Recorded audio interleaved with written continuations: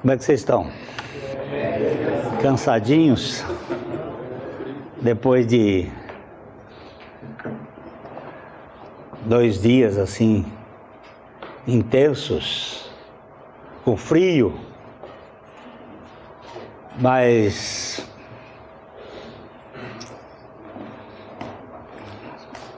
como é que tudo começou?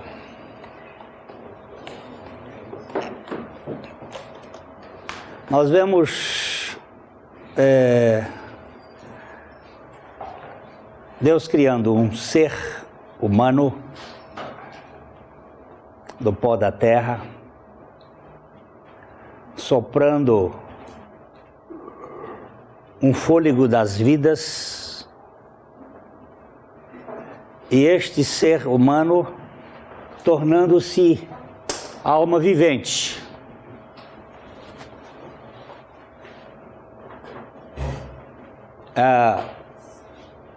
Vamos começar lá em Gênesis capítulo 2, versículo 7.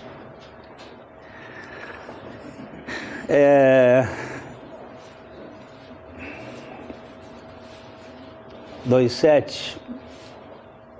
Então formou o Senhor Deus ao homem do pó da terra, lhe soprou nas narinas o fôlego da vida, e o homem tornou-se alma vivente.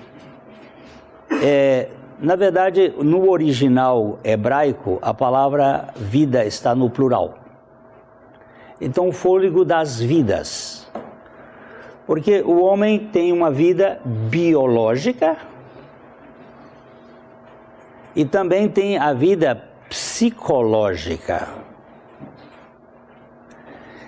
E Deus colocou uma árvore no meio do jardim com a vida eterna.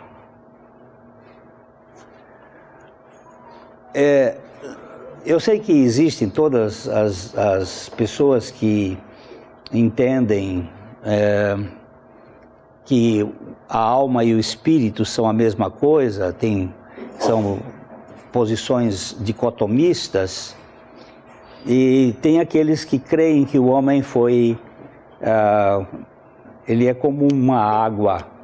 Quando você tem dois átomos, 2 moléculas de hidrogênio e uma de oxigênio, você forma uma composta. E que o homem foi formado com um corpo, Deus soprou o fôlego, ou o espírito da vida, e o homem tornou-se alma vivente. Esta alma vivente, ela é o único animal que tem o fôlego de Deus, é o homem. Os outros animais também foram feitos almas viventes. Os animais são chamados de almas viventes. Mas o homem tem o fôlego da vida. Esse fôlego da vida é a matriz da ligação com Deus. É aquilo que faz, é o espírito do homem com o espírito de Deus. Deus é espírito. E o espírito de Deus se liga com o espírito do homem.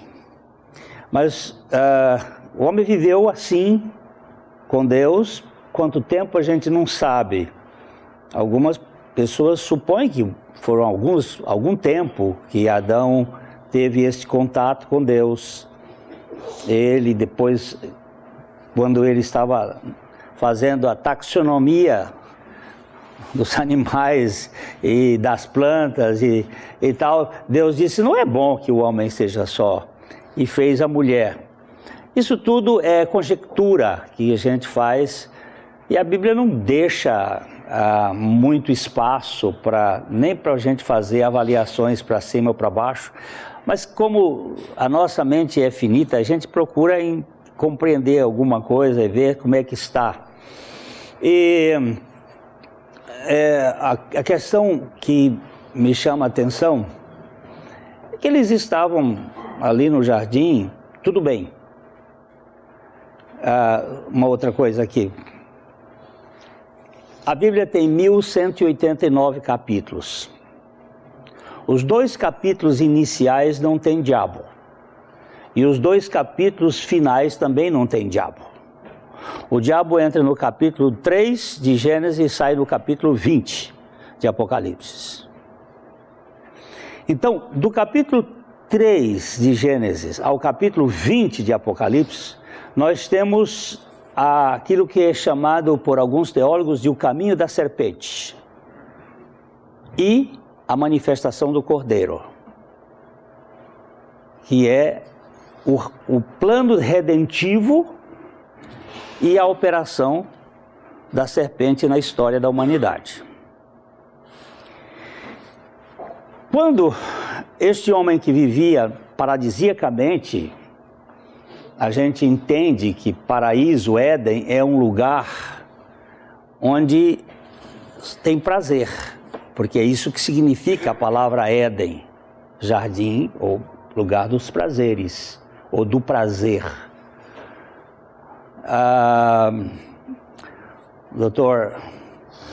John Piper, ele tem um livro sobre a teologia da alegria, em que ele trabalha muito a questão do prazer, não do sentido hedônico grego, mas do prazer em relação a Deus, o verdadeiro prazer.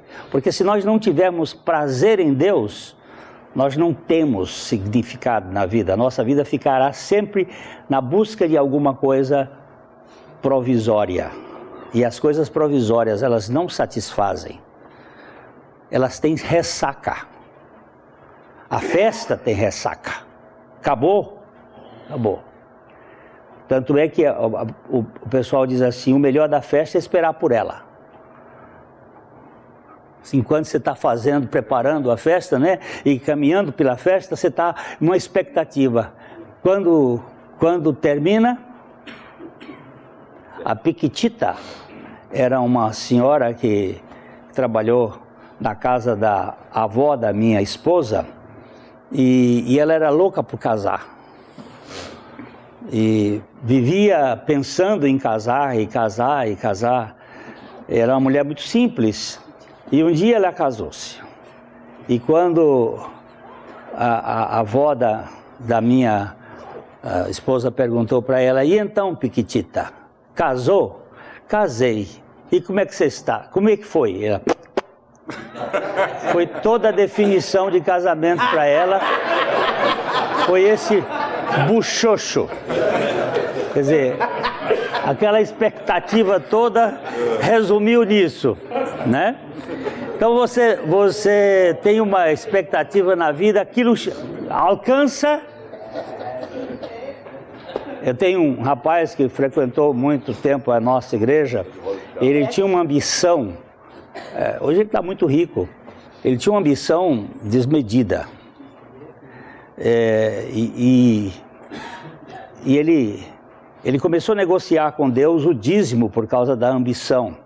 E engraçado é uma coisa, porque o dízimo ele é uma lei universal. Não é só para crente, não. Aliás, os crentes são os que menos aplicam essa lei. Os judeus aplicam isto com muita seriedade, talvez por isso seja uma nação muito próspera. A Alemanha é um país em que o dízimo é retirado do salário na empresa. E as empresas alemãs dão o dízimo. É um negócio esquisito. É como chuva. E... onde é que eu estava? No dízimo. Rapaz. Rapaz do você no dízimo. Eu estou querendo ver se vocês estão acordados.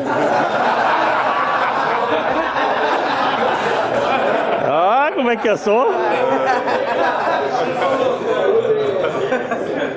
E ele negociava, e ele bem, mas ele disse um dia para mim assim, o meu sonho é ter um Maverick, que era o carro. E ele comprou o Maverick. Chegou lá em casa, parou o carro na frente e disse, era o meu sonho. Passado um tempo, ele Encontrei com ele. Como é que tá o carrão? Tô enfadado dele. Disse, capaz. Bebe a gasolina?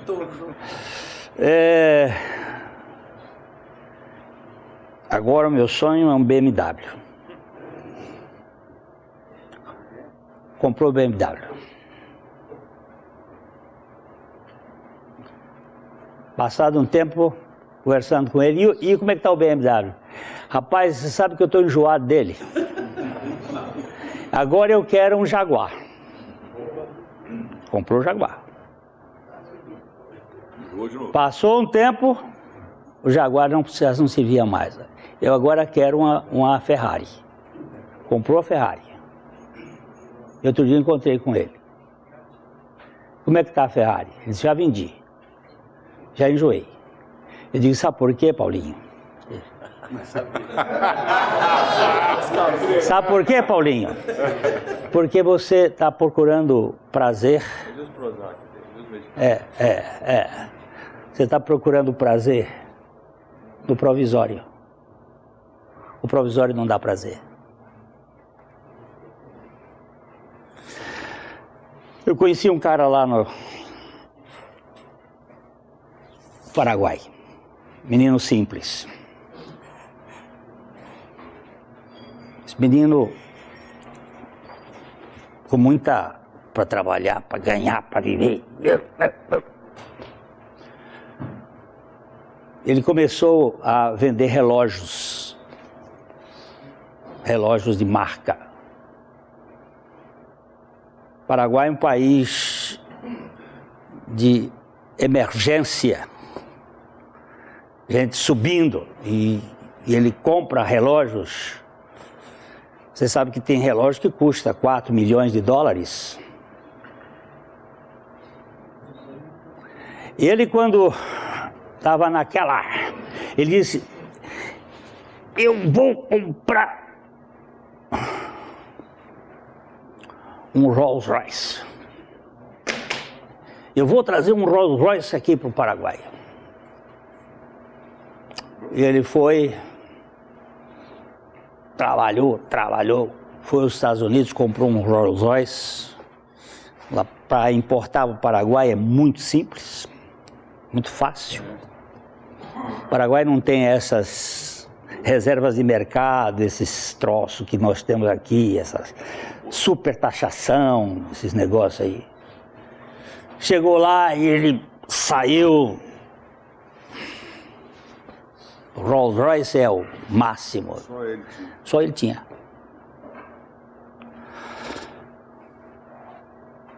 Passou um tempo que deu gosto. Aí casou. Casou e a mulher ficou grávida. E um amigo dele dizia assim, ô fulano, você sabe por que você não tem alegria? Porque você está botando a sua alegria nas coisas. Você tem que enquanto você não encontrar aquele que é o fundamento da alegria, a causa da alegria do homem, você não vai encontrar. Você vai ter, isso vai lhe dar uma sensação provisória, mas depois você vai entrar no deserto, aquilo vai enjoar.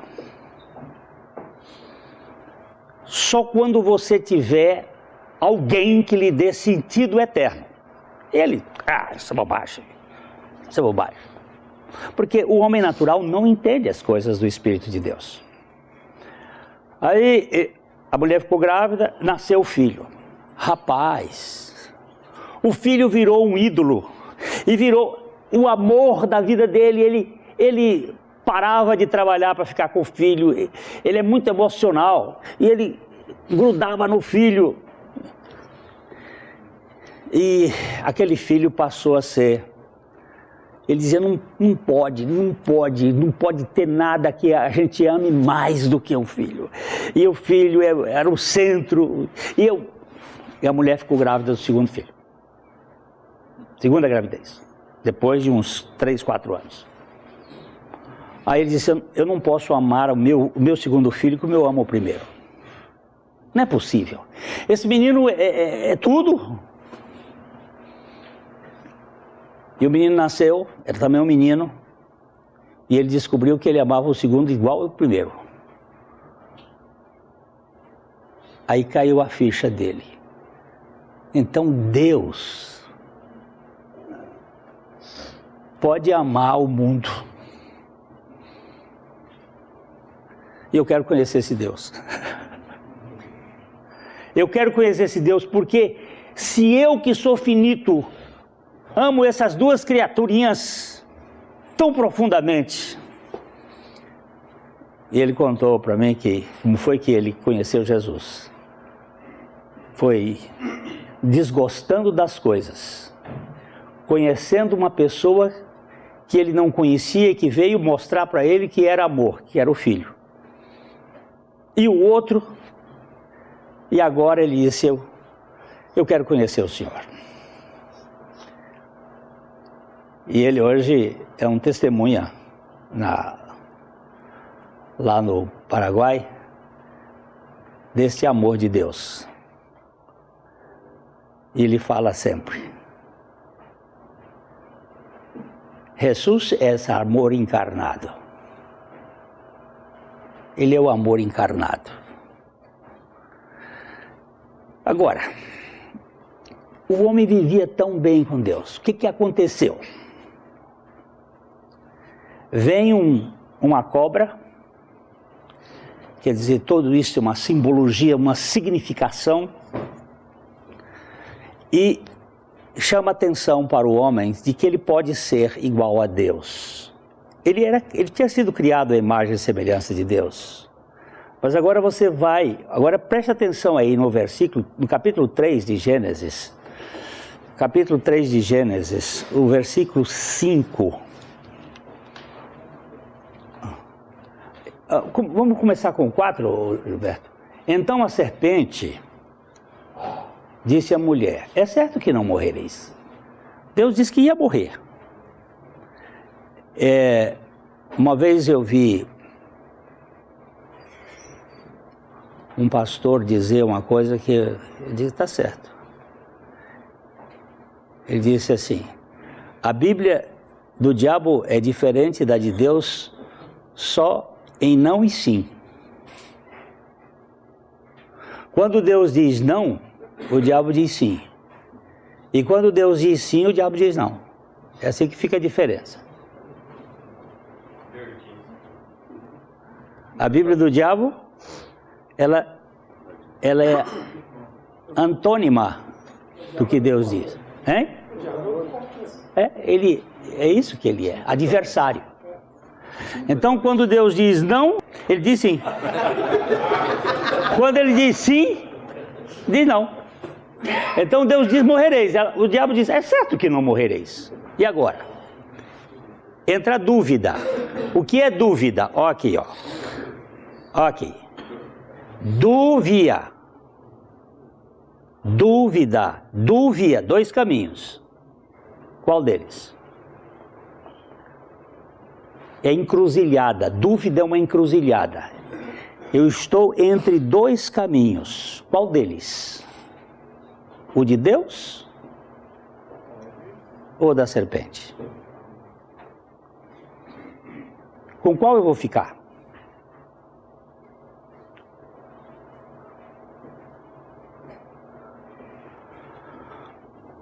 E agora? É certo que não morrereis. Agora, eu tenho que criar o argumento. Qual é o argumento? O versículo 5. Porque Deus sabe que no dia em que dele comerdes, se vos abrirão os olhos, e como Deus sereis conhecedores do bem e do mal. Deixa eu dar um pouquinho do meu limitado pano de fundo. No capítulo 1 de Gênesis, nós temos a criação do mundo, das coisas. E temos Deus, o nome Deus. Esse nome Deus é grego, nós conhecemos, é um nome Theos, grego, que traduzido para o português, para o latim, deu Deus, Deus.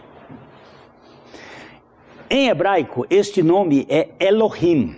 Vamos para Gênesis 1, por exemplo. Eu só quero dar esse ponto para a gente entender um pouquinho. Começando aqui.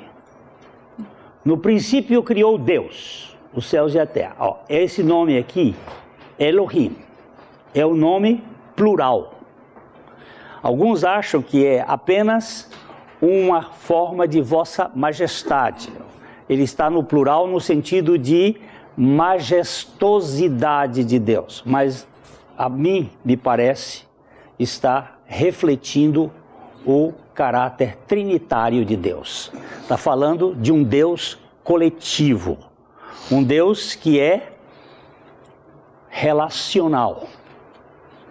Um Deus que é família. Porque quando ele cria o homem, ele cria a sua imagem e semelhança e vai dizer que é macho e fêmea.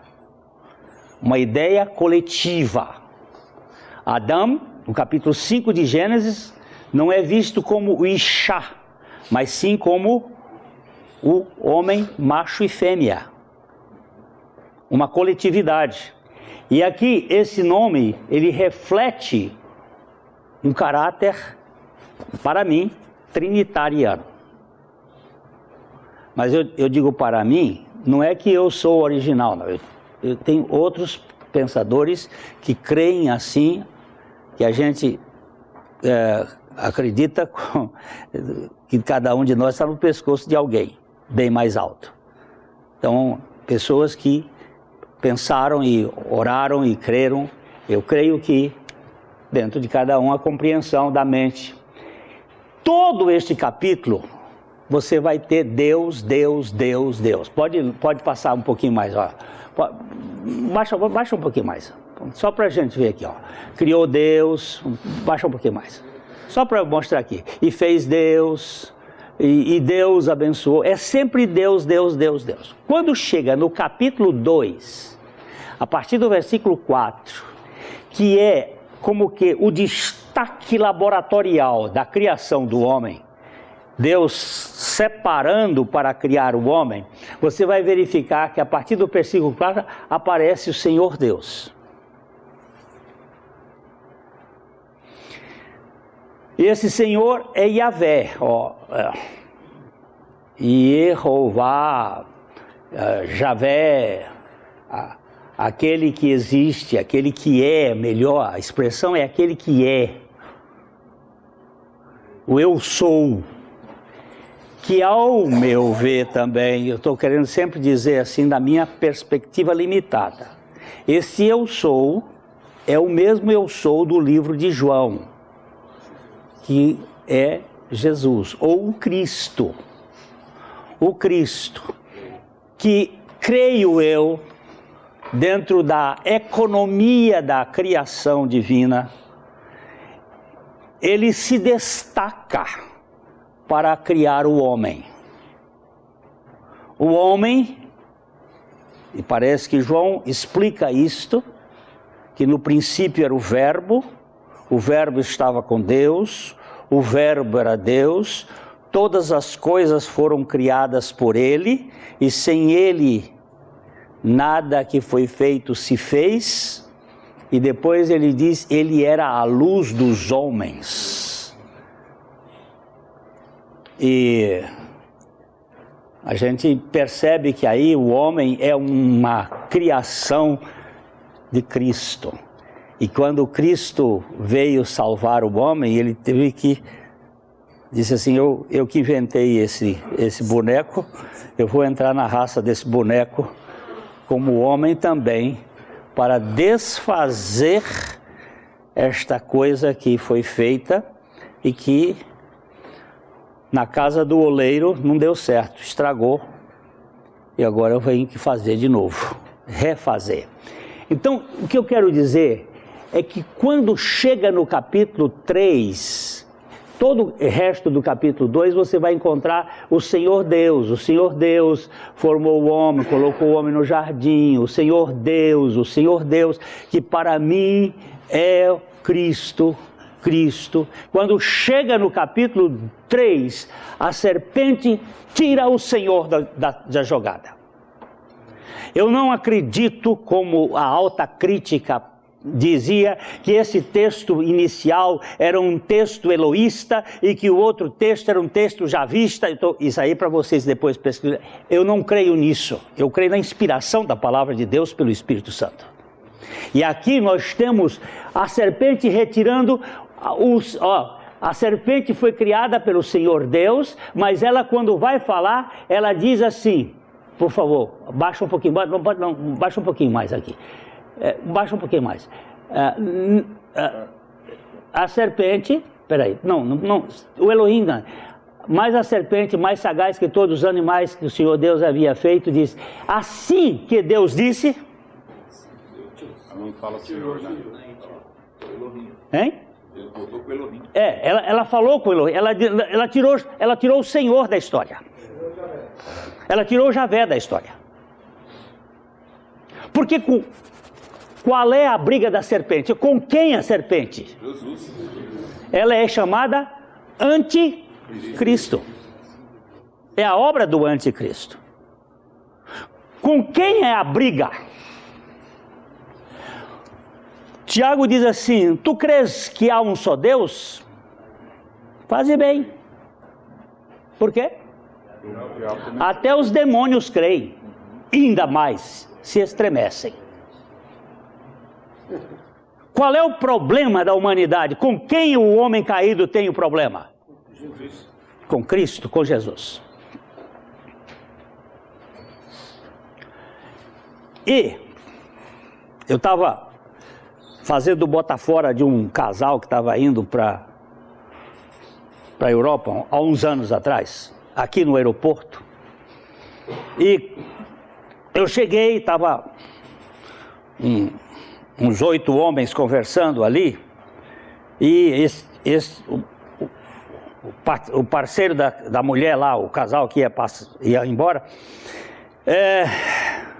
ô pastor Glênio, que bom o senhor veio aqui, porque nós estamos falando de Deus aqui, agora mesmo. E os caras falando de Deus, e aí eu digo, já sei, eu já vejo, que Deus é esse que eles estão falando. E eu comecei a falar de Jesus. Mas foi botar água fria na fervura. Olha, não vamos pegar a bagagem? E aí eu tenho feito esta prova em vários lugares. Quando eu começo a tocar no nome de Jesus, a conversa desaparece. Os caras somem. Por quê? Porque este é o problema da serpente, e este é o problema da cultura da humanidade, é contra Cristo. Pastor, respeitando o meu lugar, eu tive uma experiência exatamente assim quando o Jim Jones teve aquele problema na empresa. O pessoal fez uma roda me criticando, como é que um homem desse faz isso, lembra? E o Senhor eu fui inspirado até pelo cântico do cantor cristão. O Senhor me fez colocar Jesus Cristo na roda. Quando eu falei, eu sei quem tenho crido. Jesus Cristo é o meu Senhor. Então, e eu oro pelo Jim Jones no caso, né? Mas pastor, nós éramos em 22, não houve uma palavra a mais. Ninguém mais falou nada. Acabou o assunto. Dali para frente eu falei, meu pai, é esse o nome. É este o nome. Desaparece. Aqui o problema é, porque nós precisamos dessa visão. As coisas do alto. Então, a serpente tirou o Senhor Deus. A mulher, pode subir para um pouquinho. A mulher, respondeu-lhe a mulher, do fruto das árvores que tem no jardim, está no meio do jardim, Disse Deus. Ela também tirou, Senhor Deus. A mulher também. A mulher entrou na cultura da serpente. Eu acho que ela começou a cair aí. Tirou o Senhor Deus. Desagradar o mundo. Ela já começa tirando aquele que é a suficiência. Aí caminha um pouquinho. Então a serpente disse à mulher: é certo que morrereis, porque Deus... Não morrereis. Não morrereis, porque Deus sabe que no dia em que dela comerdes, se vos abrirão os vossos olhos. É aqui que está o negócio. Deus mentiu para você. Deus blefou para vocês. Deus passou vocês para trás. Deus não quer que vocês sejam deuses. Madame Blavatsky, Helena Blavatsky, que é de origem protestante da Rússia e que se tornou o ícone da teosofia, do pensamento teosófico, e a principal mentora da Mary Ed, criadora da ciência cristã e da Igreja da Unidade no mundo, que é a humanização do homem como Deus. O maior templo, maior do que a Catedral de São Pedro, em Roma, é a da ciência cristã em Boston. Eu tive lá. A maior biblioteca de ciência, de religião do mundo. Está lá.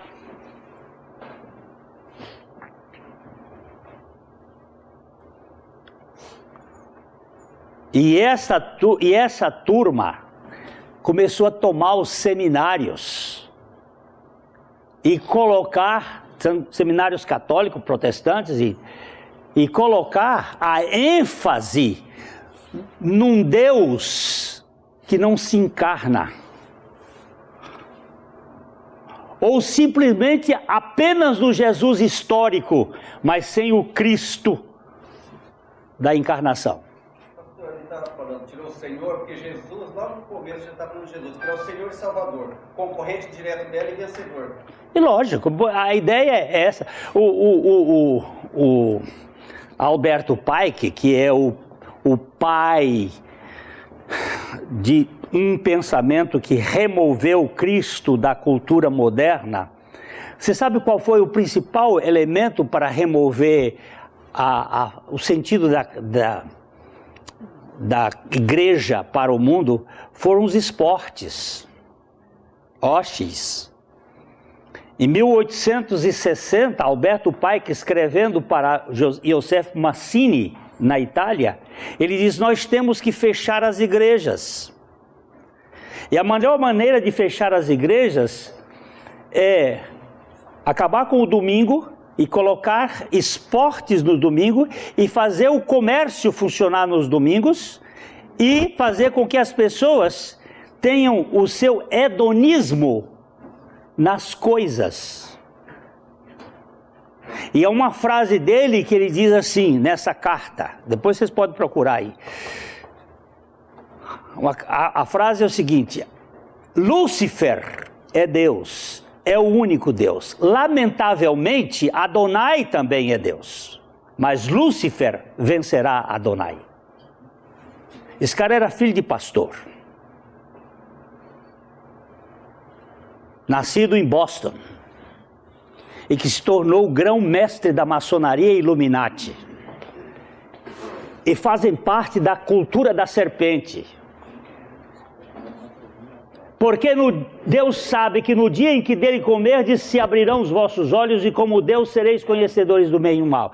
Aí você vai ver o verbo vendo. Quando retirou o Senhor Deus, e quando colocou a semente de que você vai ser como Deus, a teomania cresceu, aí o vendo aparece. O vendo no particípio, o vendo no sentido vendo.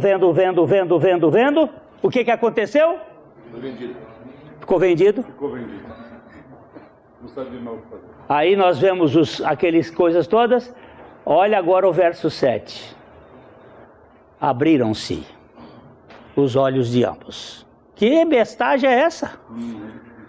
Não estavam abertos esses olhos? Eles não estavam vendo, ela não estava vendo? Por que abriram os olhos de ambos? Os olhos da terra. Hein? Os olhos da carne de baixo. Ah, perderam a visão Em cima. e ganharam a miopia. A fé pelo ouvir e a visão de não pecar. E você vai verificar, ó. Abriram-se os olhos de ambos e perceberam-se inadequados. Perceberam-se nus. O que eles foram ver? O pingo, a vagina, porque eles foram fazer aventais, cintas. Foram cobrir. Até hoje, a maçonaria usa um avental nas festas brancas. O avental é branco. Eles usam isto. Isso vem da família de Caim, através de Tubal-Caim, por uma cultura que vai se perpetuando, anticristo. Eu sou daqueles que pensam realmente que Jesus Cristo foi exposto nu na cruz.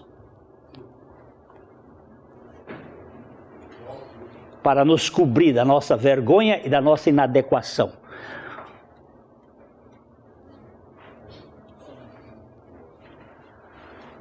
Abriram-se os olhos de ambos e o que viram? Viram-se inadequados. E aí começa o modelito da religião. Cintas. E aí começa a fuga. O problema do homem é a voz de Deus. O problema do homem é a palavra de Deus. Esconderam-se atrás das moitas do jardim da presença do Senhor. Hã? Agora o Senhor voltou. Agora a narrativa é ouvindo, quando ouviram a voz do Senhor Deus. Hã? Moisés narrando, aí a narração. Mas quando ouviram a voz do Senhor Deus, o que eles fazem? Vai pro mato. Escondem da presença de Deus, porque tem medo. Brota o medo. Brota o medo. Brota o medo. E brota a vergonha. E brota a culpa. São as três palavras negativas que vão moldar toda a religião do mundo. Medo, vergonha e culpa. E as positivas, dever e interesse. Com isto, você forma qualquer religião e controla as pessoas. Numa das três pega o camarada, né? Numa das três pega o camarada. Pega. E pega todas. Agora, a pergunta de Deus: onde tu estás, Adão? Pergunta idiota? Hã? Retórica. Mas você vai dizer assim, por que essa pergunta? Porque a pergunta é para ele. Adão que você tem que saber onde ele Onde é que você se meteu? E a pergunta agora para nós aqui, o que você está vendo? Qual é a tua moita? Qual é a tua moita? atrás da moita. Qual é a tua moita? Onde tu estás escondido? Oh, meu pai.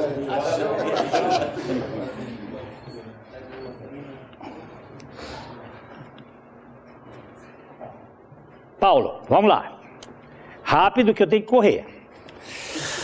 Eu tô com uma alergia, já tomei o remédio, mas está brava. É alergia ao frio, eu tenho essa alergia. Capítulo 9 de Atos. Vai se esquentando aí, pastor, que vai acabar. 9.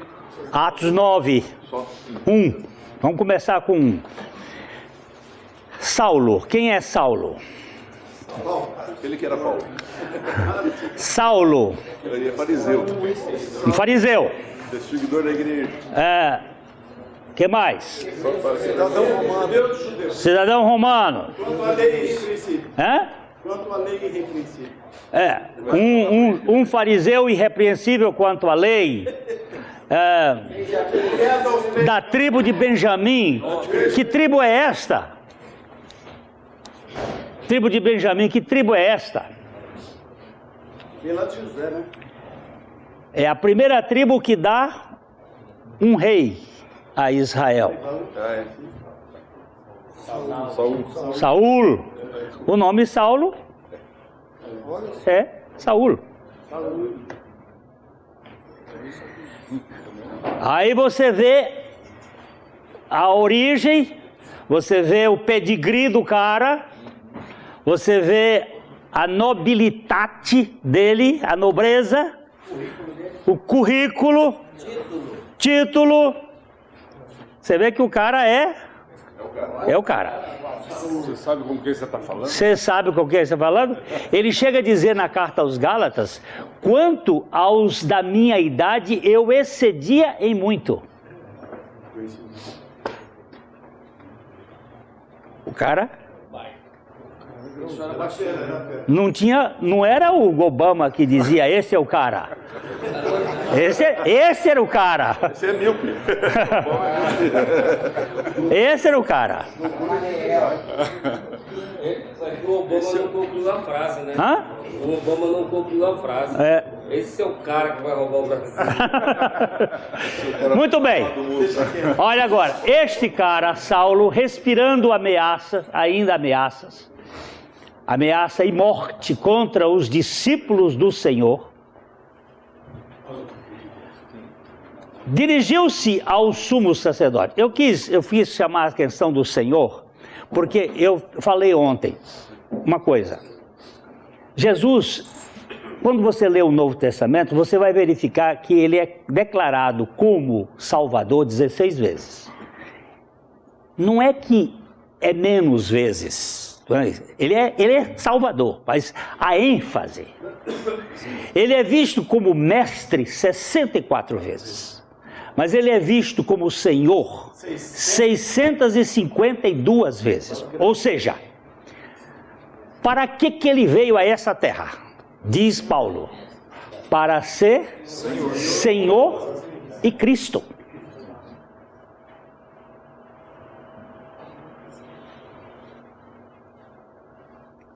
E o que eu estou vendo? O que eu estou vendo? O discípulo, dos discípulos do Senhor, dirigiu-se ao sumo sacerdote e lhe pediu cartas para a sinagoga de Damasco, a fim de que, caso achasse alguns que eram do caminho, porque que é assim que eram chamados os primeiros cristãos, porque Jesus disse assim: eu sou o caminho, eu sou a verdade e a vida. E os cristãos primitivos eram chamados de os do caminho.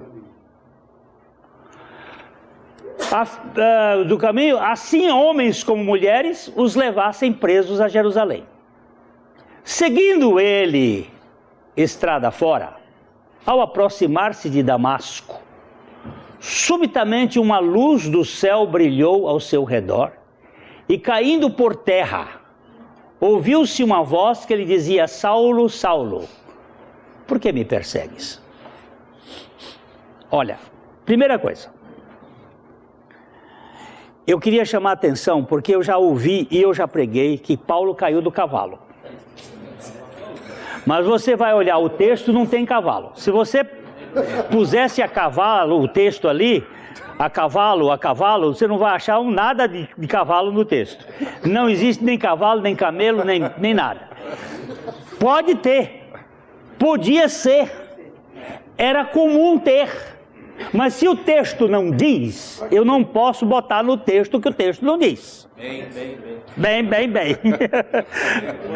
Não posso colocar no texto que o texto não diz. Mas ele caiu. Caiu e ele ouviu uma voz que dizia: Saulo, Saulo, por quê Mas ele estava perseguindo Jesus? Ou estava perseguindo aquela pessoa? Ele estava perseguindo o cristão. Quer dizer que quando eu dou um tapa na cara do Mário aqui, se Mário é um cristão, eu estou dando um tapa na cara de Cristo? Pois é. Pois é. Essa identificação é assustadora. Passar o irmão para trás. Hã? Passar o irmão para trás. Aí você via o Demon, né? Desmond. Na luta dele, na crença dele, na obstinação dele. Agora aqui, caindo por terra, ouvi uma voz que dizia: Saulo, Saulo, por que me persegues? E ele perguntou: quem és tu, Senhor? Quem és tu, Senhor? A primeira coisa que ele percebeu é que aquela voz que o derrubou por terra, aquela luz que o derrubou por terra, e aquela voz que falava com ele, não era uma voz qualquer.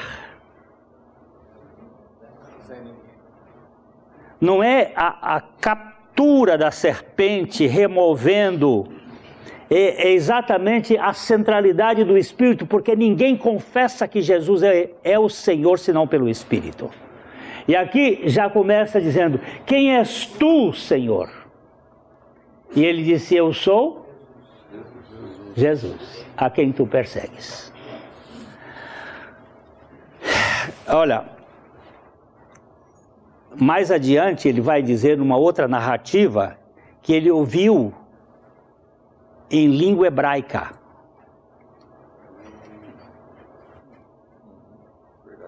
Hã? Ele ouviu em língua hebraica. Sabe por quê? Porque Jesus e eu sou, na língua hebraica, é o mesmo. Jesus é o eu sou a salvação. É Yahvé Sus. Eu sou a salvação. Ele ouviu, Jesus, isso aqui é apócope de Yahvé, Sus, a salvação. Eu sou a salvação. Ele diz: eu sou, para Paulo, em hebraico. Pode derrubar do cavalo. Pode derrubar do cavalo, não, derrubar mesmo. Derruba mesmo. Eu sou, em hebraico, eu sou, que sou.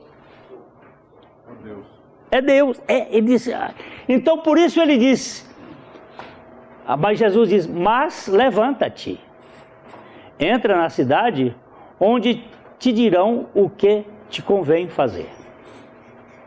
Os seus companheiros de viagem pararam emudecidos, ouvindo a voz, não vendo contudo ninguém.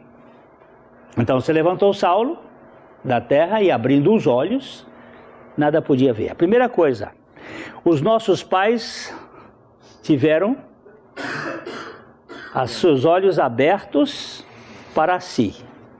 Mas o primeiro encontro de Saulo, ele tem os seus olhos fechados. Os nossos pais, quando pecaram, abriram-se os olhos e eles se perceberam. Quando Saulo é nocauteado, que ele se levanta, ele perdeu a visão. Abrindo os olhos, não podia ver.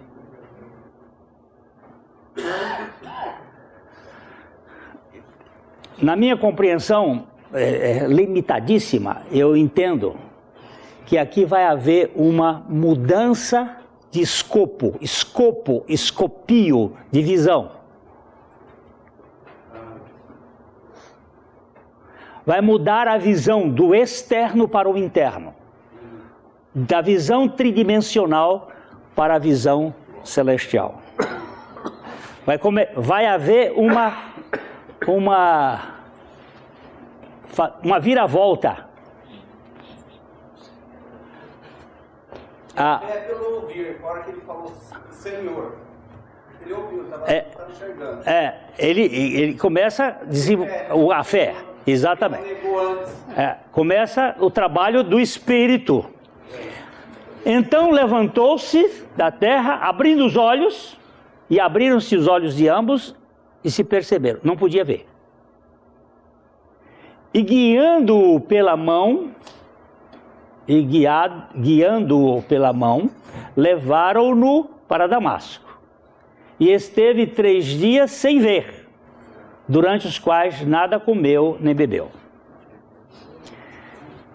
Esses 3 dias na Bíblia, depois você começa a estudar esses 3 dias na Bíblia, ele é muito enigmático, né? O terceiro dia é muito significativo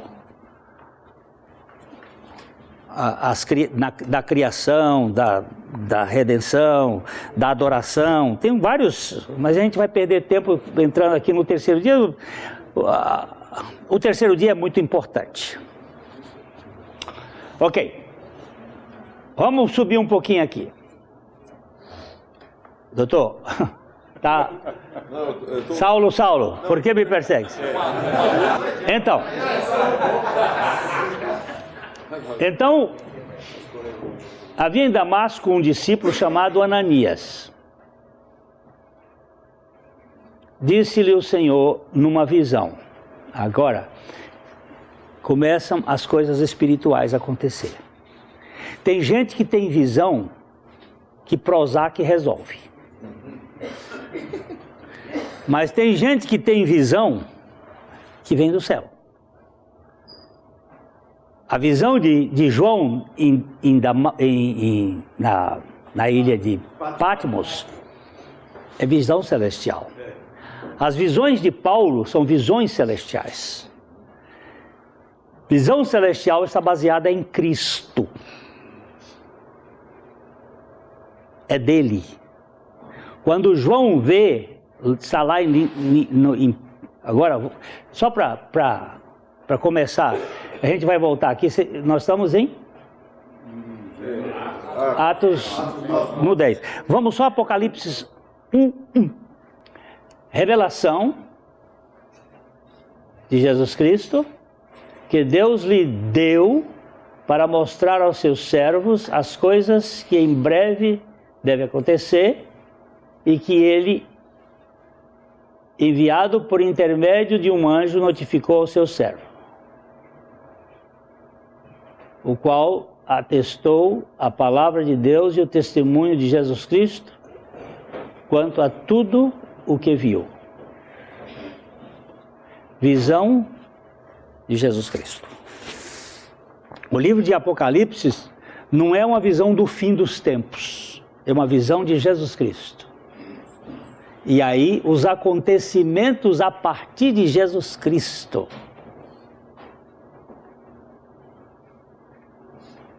A escatologia do Apocalipse é em cima de Jesus Cristo.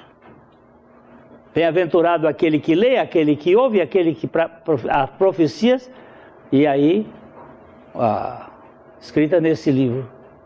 Vamos voltar agora para lá, só para dizer que é aquele que viu a Cristo, é visão de Cristo. Nós precisamos ter a revelação e a visão de Cristo. E que a gente caia hoje vai ter que ter. Perfeitamente. Havia em Damasco um discípulo, Ananias, e ele disse: eis-me aqui, Senhor. Essa é a palavra que quando o Senhor falar com a gente, você não tem que dizer outra coisa, eis-me aqui. Se o Senhor falou, eis-me aqui, Senhor. Eis-me aqui, Senhor. Então o Senhor lhe ordenou: dispõe-te, vai à rua que se chama Direita, e na casa de Judas, não é o Judas que traiu Jesus, não, é outro Judas. Procura por Saulo, apelidado de Tarso. Olha os recados do Espírito Santo. Ele dá nome até o apelido. A rua, a casa do cara, não tinha número naquele tempo. Não, mas direitinho. Faltou 7. Pois ele está orando. As coisas espirituais, elas existem, meus irmãos.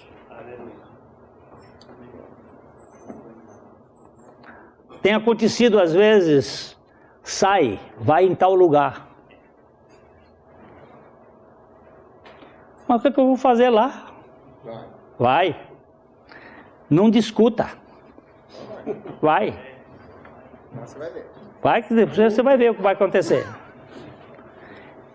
E aí as coisas espirituais e as coisas naturais começam a se conciliar sem misticismo. Sem qualquer coisa de urucubaca. Você vai verificar que são coisas correlatas. Ó.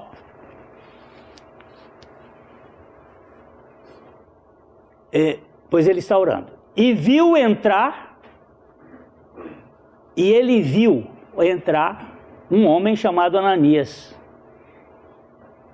impondo-lhe as mãos para que recuperasse a vista. Ele já viu o que ia acontecer. No trailer, no negócio. Ele estava, ó, a visão do... Então o Senhor lhe ordenou: dispõe-te, vai à rua chamada à direita, na casa de Judas, procura por Saulo, apelidado Tarso, pois ele está orando, e viu. Quem viu?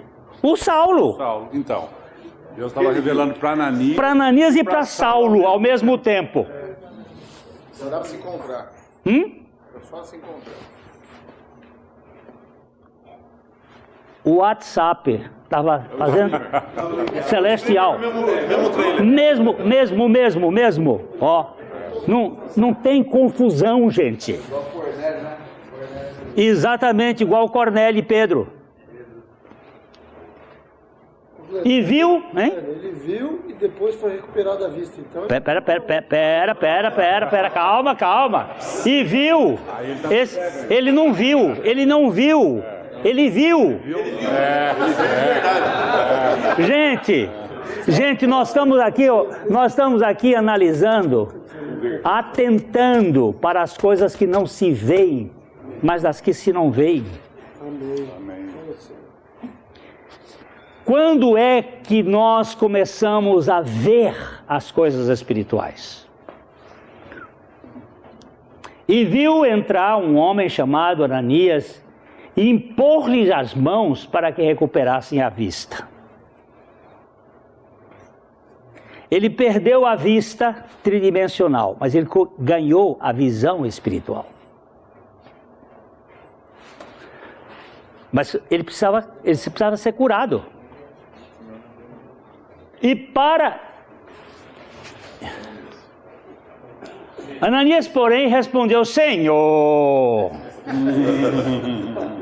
de muitos tenho ouvido, não é de pouca gente não, de muitos tenho ouvido a respeito desse homem.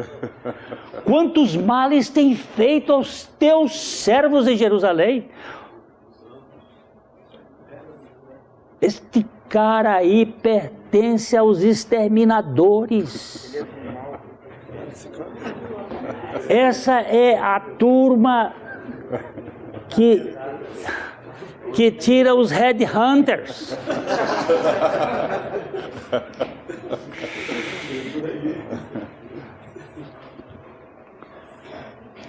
E para que trouxe autorização dos principais sacerdotes para prender a todos os que invocam o teu nome. Como é que ele sabia? O correio chegou antes. O correio. Ele sabia que, Informação privilegiada. A autorização dos principais sacerdotes para prender a todos os que invocam o teu nome. Mas o Senhor lhe disse: Vai. Vai, porque este é para mim um instrumento escolhido para levar o meu nome perante os gentios e reis, bem como perante os filhos de Israel. Vou colocar um Agora, um agente duplo lá dentro. eu tenho alguém, esse é meu. Ainda que ele fosse um adversário. Este é um vaso. Peraí, como é que é? É um instrumento o quê? Escolhido. Isso aqui foi sacado a dedo, escolhido para levar o meu nome. Pois eu lhe mostrarei quanto lhe importa sofrer pelo meu nome. Hein? Tirar o sofrer. Tira o sofrer. Ó, aperta o dedinho aqui no mostrarei. Ó, essa palavra aqui. Rupedicnomi. Mostrar, colocar debaixo dos olhos. Eu vou botar isto diante dos olhos dele, eu vou mostrar isto de maneira muito clara. Mas esses não são os olhos físicos. Corre para frente. Então Ananias foi. Tem mais discussão? Entrando na casa, impôs ele as mãos, dizendo: Saulo, irmão.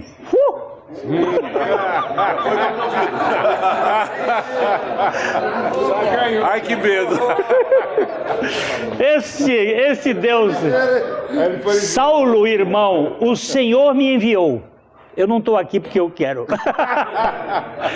A saber, o próprio Jesus, que te apareceu no caminho por onde ias. Como é que ele sabia? Alguém diz assim, não, alguns contaram. Não, para que recuperasses a vista e fiques cheio do Espírito Santo.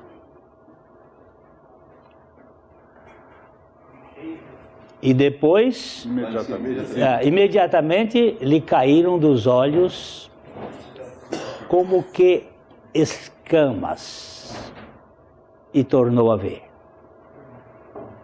A seguir levantou-se e foi batizado. Pronto. Agora, essas escamas,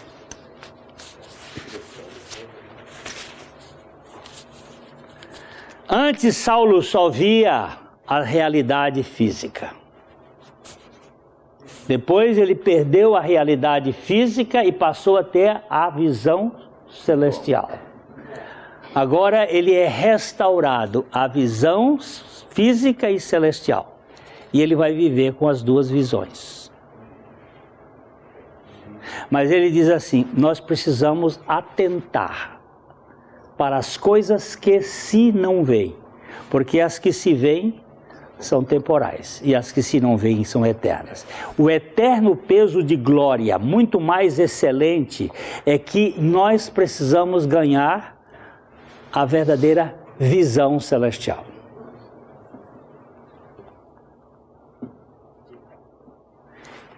Eu vejo a mulher que me atrai sexualmente, e agora?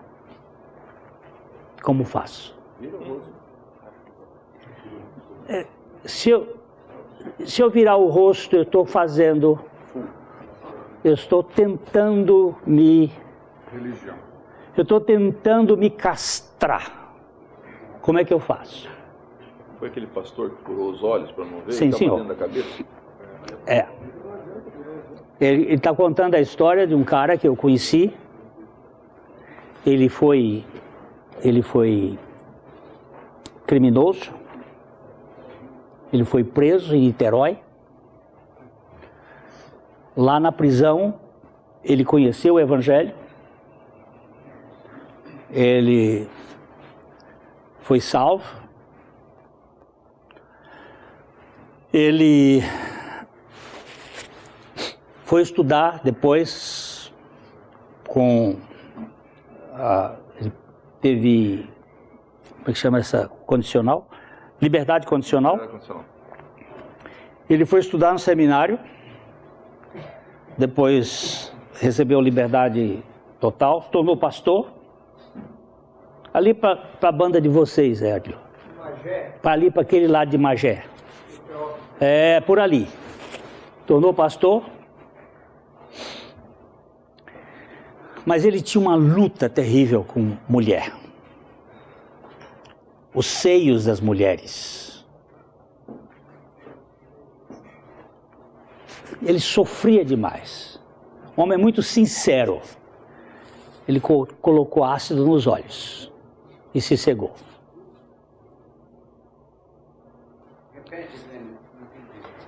Ele colocou ácido nos olhos e se cegou. Foi para o Instituto Benjamin Constant, no Rio de Janeiro, para aprender braille. Estudou, se tornou um leitor de braille. E um dia ele estava lendo Romanos na Bíblia em braille. Quando ele chegou naquele texto, sabendo isso, que o nosso velho homem foi crucificado com Cristo, para que o corpo do pecado seja desfeito, a fim de não servirmos o pecado como escravos, ele virou-se e disse para a esposa, deixa eu contar um fato. Ele disse assim, Glênio, depois que eu me ceguei, a coisa piorou. Porque eu ouvia a voz e eu começava a imaginar na minha cabeça. Eu trouxe feio. Aí ele disse assim, quando eu sentia o perfume, lembra aqui, perfume de mulher? Quando eu sentia o perfume, aquilo tudo me excitava. E aquela luta que eu tinha, ele disse, quando eu lia o texto, eu chamei a minha mulher e disse assim, pega a minha Bíblia do tempo de vidente. Quando eu via, a mulher pegou a Bíblia e disse, vê se está marcado Romanos 6,6. Ela disse, está marcado. Ele disse, eu nunca li esse texto. Como assim? Eu nunca li esse texto, esse texto não faz parte da minha mente. Porque não tinha sido revelado. A gente às vezes guarda até na memória, mas não guarda no coração. A revelação, não está escrito no coração. Não foi decorado, decorar é guardar no coração. Foi só memoriado. E ele diz que naquele dia ele percebeu o equívoco da vida dele, que é olhar para Jesus. Pastor, ele ficou cego para enxergar. Né? Sim. Olhar para Jesus. Você vai verificar o texto que Deus usou para salvar, para levar o conhecimento da salvação para Spurgeon, foi Isaías 46, 22. Vamos dar uma olhada? Isaías 45, 22.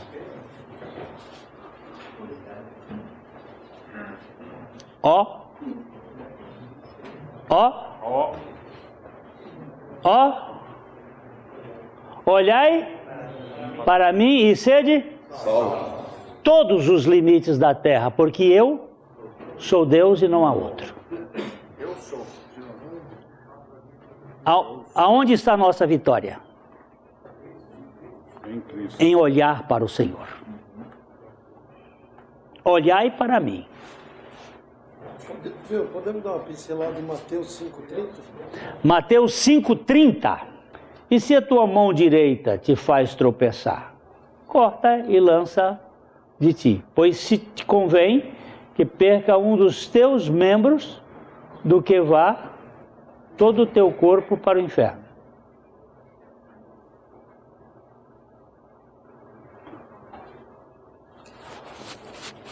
É cortar. Como é que vamos fazer? Cortar, ou um olho, cegar um olho. pensar. Como é que é isto? É olhar. Aprovou aí que não é a solução, porque a consciência estava viva. Homem, a pornografia, hoje é fácil. O sistema pornográfico hoje, de graça, a torto e a direita. Como vencer isto? Olhando para quem?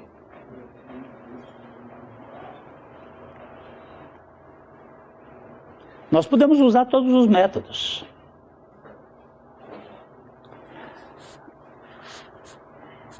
Você sabe qual é? Eu falei ontem rapidinho, a coisa que eu tenho mais medo, mais preocupação em mim é o orgulho espiritual.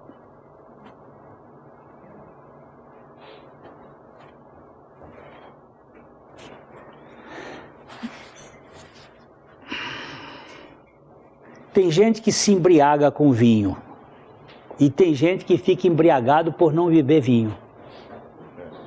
Se torna tão orgulhoso como meu pai. Meu pai não era abstêmico, ele era abstinente, ele era abstêmico. Ele tinha um orgulho de nunca ter bebido uma gota de bebida alcoólica. E se ufanava disso. Eu nunca bebi uma gota de bebida alcoólica. Ele era embriagado por não ter bebido a bebida alcoólica. Bebi todas no meu orgulho. Né? Eu não bebi nenhuma de bebida alcoólica, mas bebi todas no meu orgulho. Se orgulha de ser isto ou aquilo. Não de depender do Senhor. E dizer, pela graça do Senhor e pela misericórdia do Senhor, eu nunca bebi uma bebida alcoólica. Muda tudo.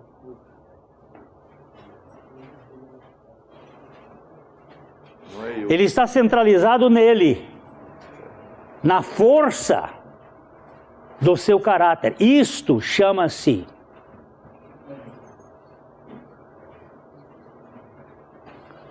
pelagianismo. Pelágio foi um monge que foi no fígado de Agostinho, porque Agostinho dizia que o homem era salvo pela graça e só pela graça somente, repetindo Paulo. E ele diz, não, o homem é salvo pela lei e pela conduta. Ele se orgulhava de ser incorruptível, como Saulo era incorruptível, segundo a lei. Como é que nós vamos ser libertos? Olhando para Jesus. Olhando para Jesus. Então, na pornografia, aquele irmão, pastor Glênio, eu sou viciado. E a pornografia, digo aqui, é pior do que cocaína. É pior do que heroína. Para se libertar, para ser liberto. Porque a pornografia, ela é ela produz um prazer, uma droga, como é que chama essa não é a endorfina? A da alegria não seria... Não é uma... Hein? Não é a noradrenalina, não, é uma outra. Que a dopamina. Ela produz a dopamina que vicia o sujeito de tal modo. É como correr, os corredores.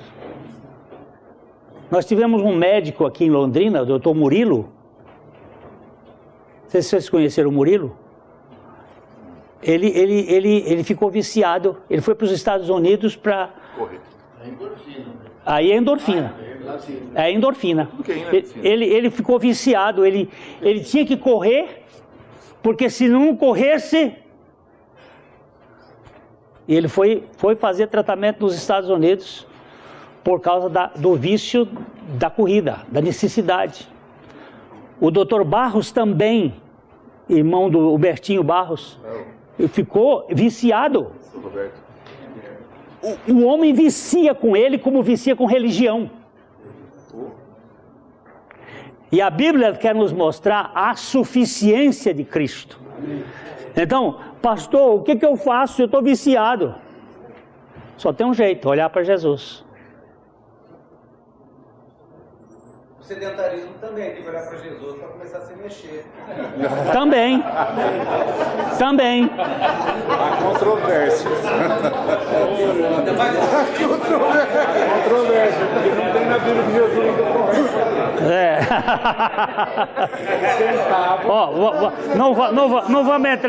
Não vamos entrar aqui nessa questão, mas olha, presta atenção.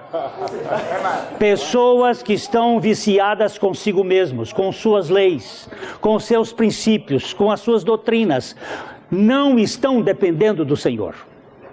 Verdade. Tem rotinas que não são dirigidas pelo Senhor. E não podem quebrar aquilo. O texto era que você queria era esse, o olho direito, né? Mas isso, vamos lá.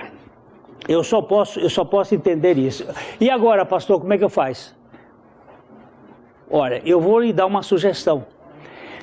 Você vê fotografia sempre, né? Vejo. Eu tenho na televisão, minha mulher dorme e eu assisto aqui. Ela está dormindo. Quando ela mexe na cama, eu mudo. Enganando a mulher. Tá? Como é que eu disse? Quem joga entende. Quem joga entende.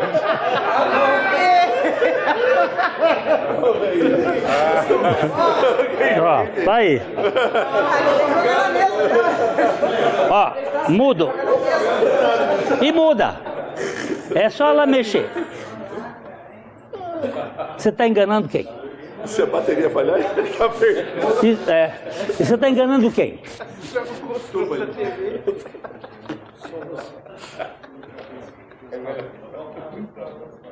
Você sabe que a rede celestial, ela vê tudo. Mas eu não quero ter medo da rede. Eu não quero sentir vergonha diante daquele que se fez vergonha por mim lá na cruz.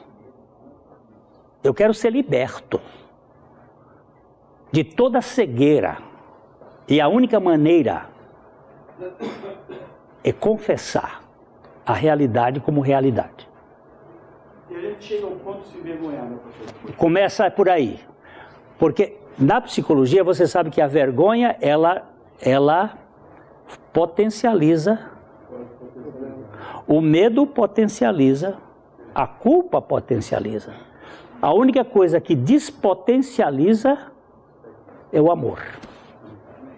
Pastor, essa questão de confessar, a gente tem um certo cuidado. Nós estamos almoçando na Sofrênia, quinta-feira, e um pastor presente ali resolveu, simplesmente, confessar esse vício que ele teve. Porque ele criou um constrangimento, que tinha mulheres próximas, e ele começou a falar em masturbação, que ele se masturbava, eu vou confessar para você. Eu acho que eu vou fazer sabedoria também. Sim. Confessar isso. Criou um constrangimento sério. É confessar e não confesar. A palavra é confessar. Não, por favor, não é um negócio. Eu, por exemplo, estou tratando com homens aqui. E eu sei das lutas que vocês têm, porque eu também tenho as mesmas lutas. E nós não podemos fingir que não existe. Nós temos que tratar com seriedade. Porque não existe possibilidade sem cura, a não ser por meio de olhar para Jesus. Não existe. Cura real, não. Não existe. Eu estou contando o caso do cara. Eu queria que o Maurício tivesse aqui para ele contar como é que ele foi liberto da pornografia. Ele já contou isso num grupo. Não tem outro meio. Mas aquele eu não tenho autorização para dar o nome dele. Eu estou falando apenas com uma experiência. E eu digo, o Senhor sabe do que você faz, Ele sabe. E por que você não conta para Ele? E não conta dizendo, eu gosto disso.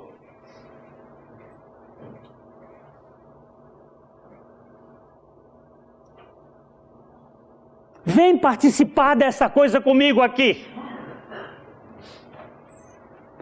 Ele disse, eu fico com vergonha. Eu digo, é isso que está lhe aumentando mais. Ele não é seu salvador. Ele é seu punidor. Você não está vendo Jesus como salvador. Você está vendo Jesus como juiz. Ele vai ser juiz um dia. Mas agora ele é salvador.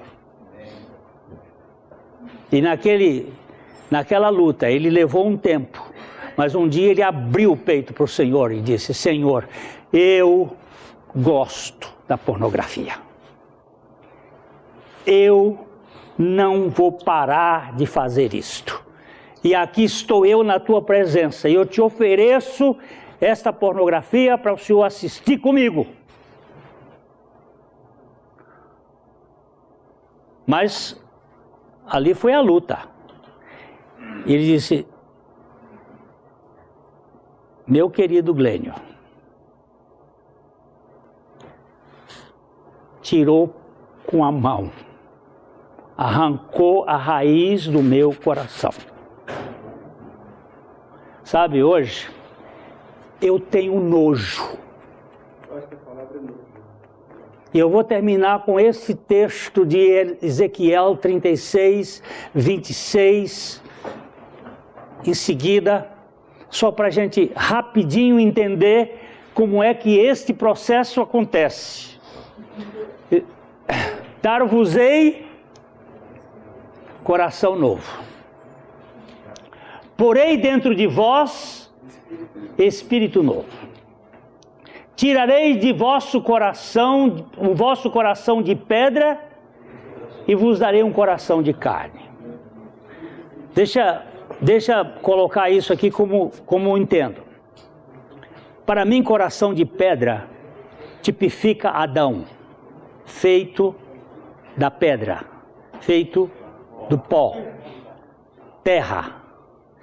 E coração de carne, para mim, tipifica Cristo, vindo de Maria, vindo de Eva, vindo quando se entende o filho da mulher. A mulher veio da carne. Isso é para a minha mesa. Ele sofreu na carne, né? Isso é para a minha mesa, para o meu cardápio pessoal. Eu entendo que o coração de pedra é o coração adâmico e o coração de carne é o coração crístico. Porei dentro de vós o meu espírito e fareis que andeis nos meus estatutos. Guardeis os meus juízos e os observeis. Aí, isso é para o povo dele, ele vai dizendo, e habitareis na terra, livrar-vos-eis dos vossos imundícias, farei, multiplicarei, mais um pouquinho para cima, então,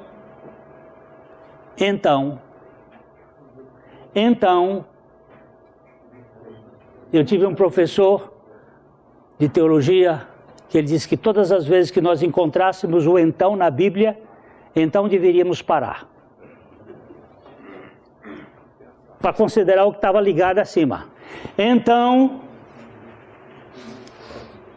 vos lembrareis dos vossos maus caminhos e dos vossos feitos que não foram bons, e tereis nojo de vós mesmos. tereis nojos de vós mesmos por causa da vossa iniquidade e das vossas abominações. Aí Deus vai dizer ainda para o povo dele, não é por amor de vós, fique bem entendido, que eu faço isto, diz o Senhor. É por minha própria causa. Como é que faz? Primeiro tira o coração, depois põe o coração, depois põe o espírito, depois abençoa, abençoa, abençoa, porque a bondade do Senhor é que nos leva ao arrependimento. E então tereis nojo, e então arrependereis.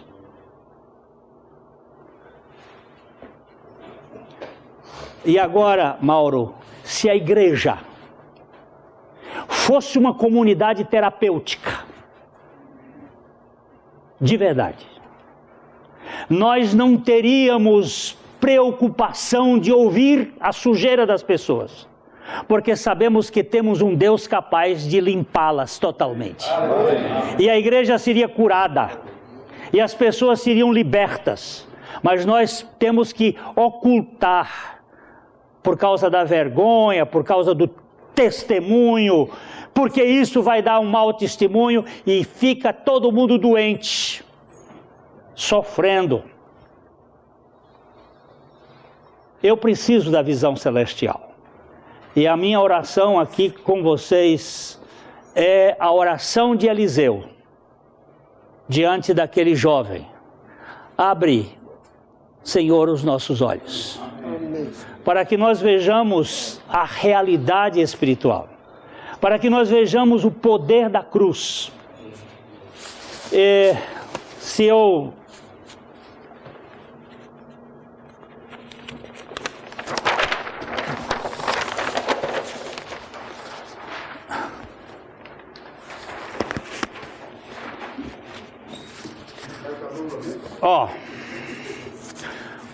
o homem, obrigado, Leandro. O homem caído, a sua vontade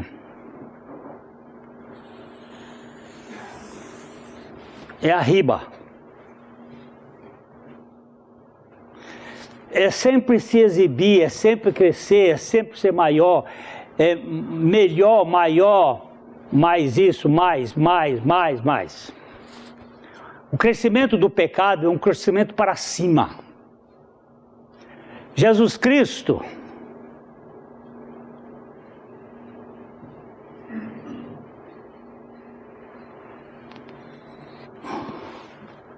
ele vem das alturas,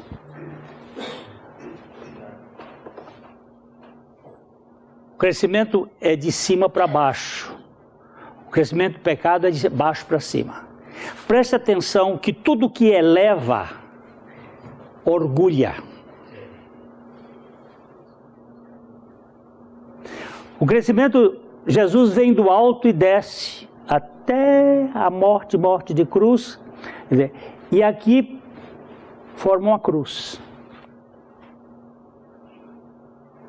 A partir daqui, o cristão vai viver nesses dois paradoxos. Vou botar aqui, consciência de pecado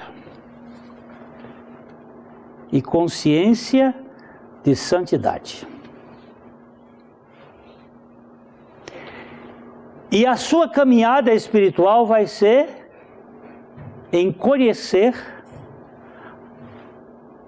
o amor de Deus revelado na cruz. Quanto mais você crescer em santidade, que foi aquilo que nós cantamos, convém que ele cresça, nós diminuamos. Quanto mais você crescer em santidade, mais você vai ver o tamanho da obra da cruz, do amor de Deus revelado na cruz do Calvário.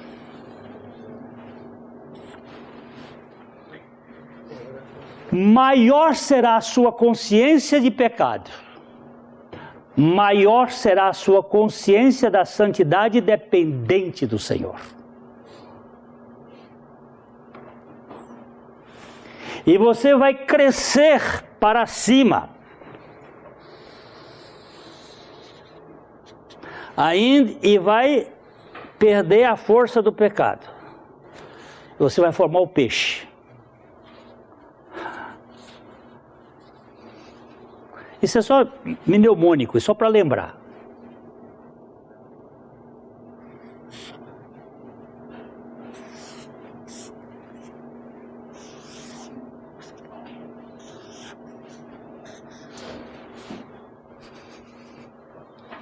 Isso aqui é peixe, ichthos, em grego.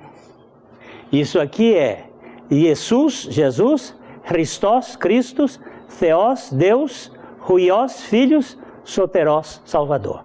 Jesus Cristo, Filho de Deus, Salvador. Você tem que olhar para isso aqui.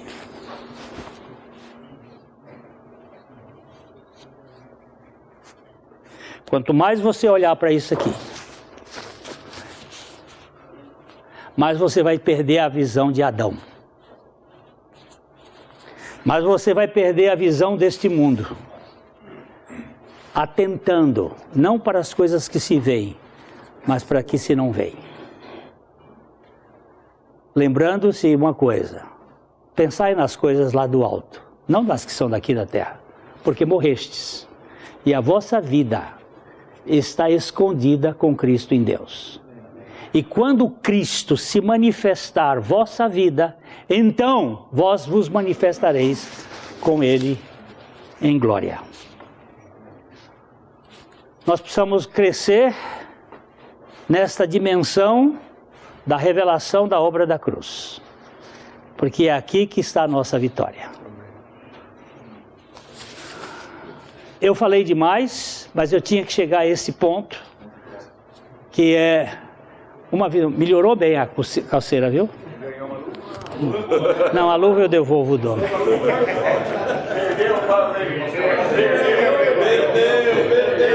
Gente, olha aqui.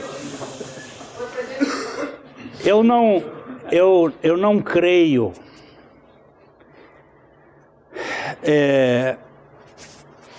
em vida espiritual etérea. Quando o sujeito ele se desencarna e se torna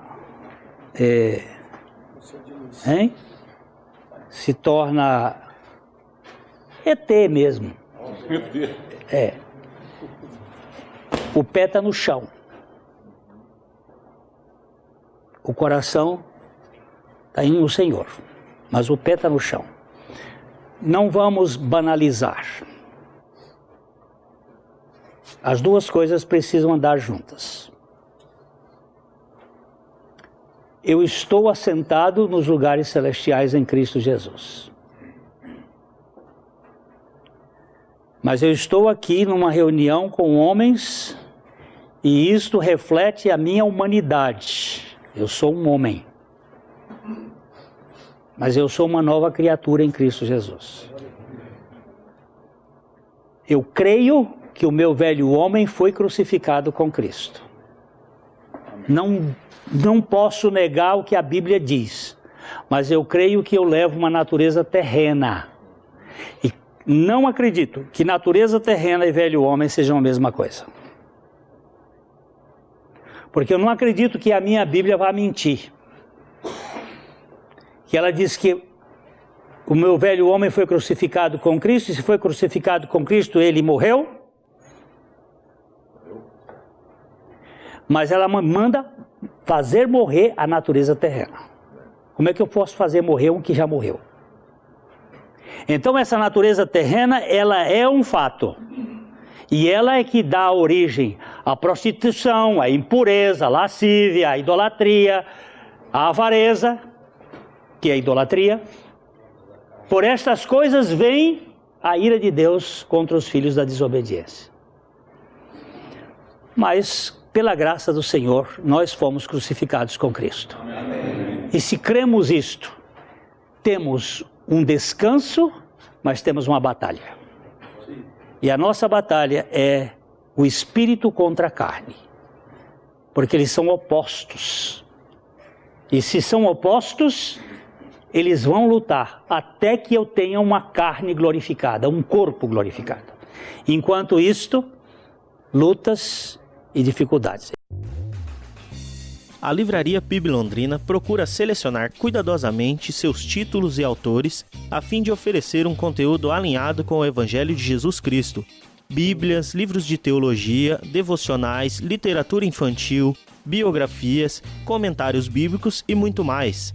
Dispomos também de um acervo de CDs e DVDs das mais de 5.000 mensagens ministradas na Primeira Igreja Batista em Londrina. Visite a Livraria PIB Londrina e conheça ainda mais. Livraria PIB Londrina, de segunda a sexta, das 13h30 às 18 horas. Endereço na Avenida Paraná, 76A, próximo ao Calçadão, bem no centro de Londrina. Ligue para 3372-8921 ou acesse o site www.livrariapiblondrina.com.br.